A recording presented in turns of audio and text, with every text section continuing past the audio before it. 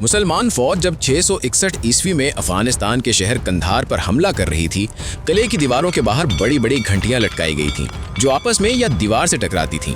رات کے سناٹے میں اگر کوئی جاسوس یا سپاہی دیوار کے قریب آتا تو معمولی سی آہٹ یا دیوار کو چھونے سے ہی یہ گھنٹیاں بجنے لگتی اور پہرے دار فوراً ہوشیار ہو جاتے۔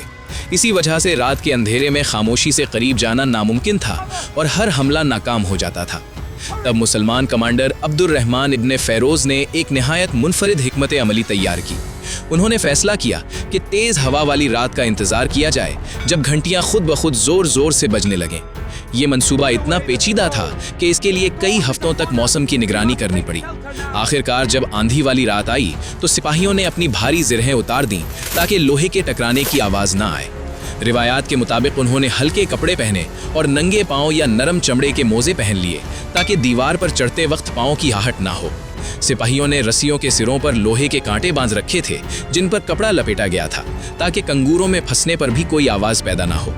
جب مٹھی بھر مسلمان سپاہی قلعے کے اندر داخل ہو گئے تو انہوں نے خاموشی سے دروازے کے محافظوں کو قابو میں کر لیا اور دروازہ کھول دیا۔